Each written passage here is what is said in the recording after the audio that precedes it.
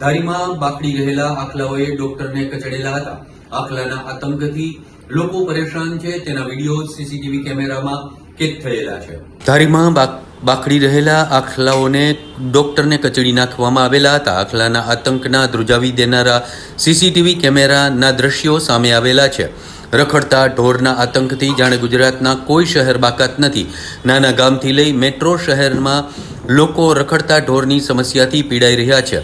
રખડતા ઢોર રાહદારીઓ માટે ક્યારેક જીવલેણ પણ સાબિત થતા હોય છે. એવામાં અમરેલીના ધારીમાં આખલાના આતંકનો એક વિડીયો સામે આવેલો છે.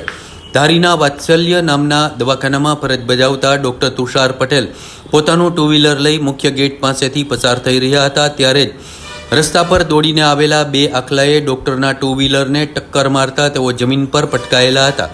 ત્યારબાદ આખલાઓ તબીબને કચડી અને ત્યાંથી ભાગી છૂટેલા હતા. ડૉક્ટરને માથાના અને મોઢાના ભાગે ઈજાઓ થતાં સારવાર માટે ખસેડવામાં આવેલા હતા.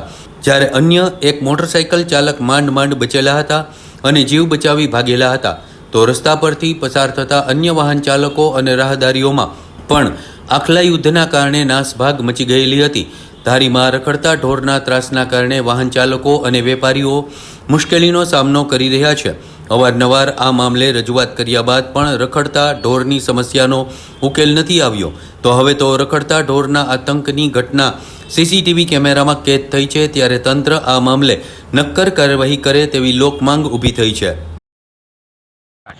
હનીફ સિરાજભાઈ બુખારી, ધારી તાલુકા જૂના બસ સ્ટેન્ડ પાસે આખલાઓ બાંધતા અકસ્માત થતાં એક ભાઈના ટુ વ્હીલ ઉપર ગાડી કુટિયા ચડી જતા સરકારી દવાખાને યુવાનો અમે પહોંચાડી શક્યા છીએ.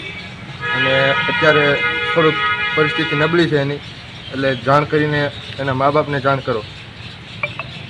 હું ડૉક્ટર તુષાર પટેલ વાત્સલ્ય હોસ્પિટલમાં ધારી કામ કરું છું.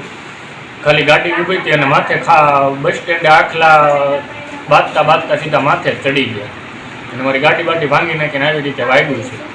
બીજી કાંઈ નુકસાની?